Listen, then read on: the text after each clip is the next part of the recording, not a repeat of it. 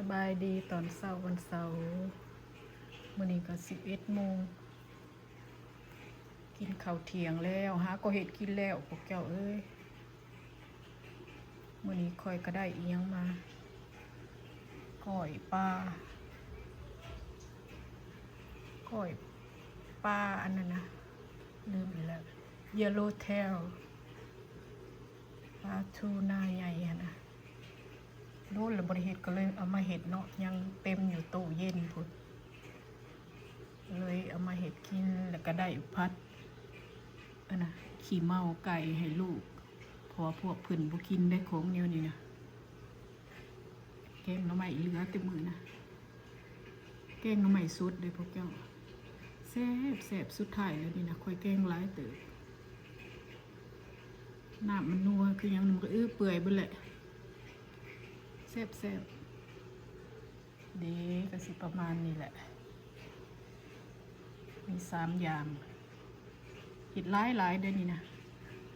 เห็ดคือว่าน้อยเดียวนะบ่แล้วคือบักหลายซอยหมักถั่วใส่แห้งแซ่บเดี๋ยวพวกแกก้อยปลาอันนี้แซ่บมันบอกข้าวจักดีบ่มีเลือดจักดีปลานี่นะเห็ดแนวนี้กินได้แซ่บที่สุดอาหารข่อยมื้อนี้หลายอย่าง3 อย่างเห็ดแล้วก็บ่อยากเด้อบัดนี้นะเศร้าเมื่อยซะก่อนจังสิกินได้ค่อยนะ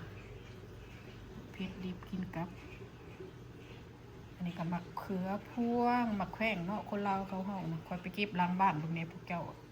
อันนี้หันได้น้อยเก็บน้อยเดียวนี่ได้นี่ได้ยังบ่หลายกินน้ำกระบท่านนี่นะสิ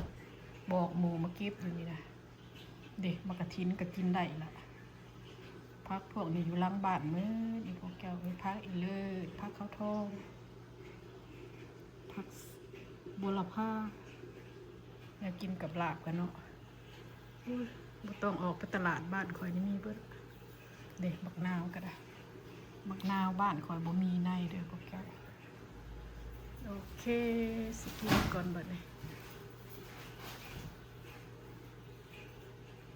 ปิตาเสบบ่เสียทีแต่บ่มีน้ำร้อนเนาะคอยลืมเอาอันหัวปลามาต้มเห็ดน้ำสด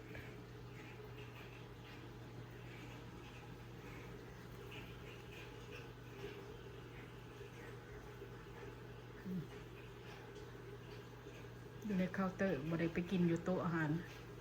มักกินอยู่นี่ค่อยนะ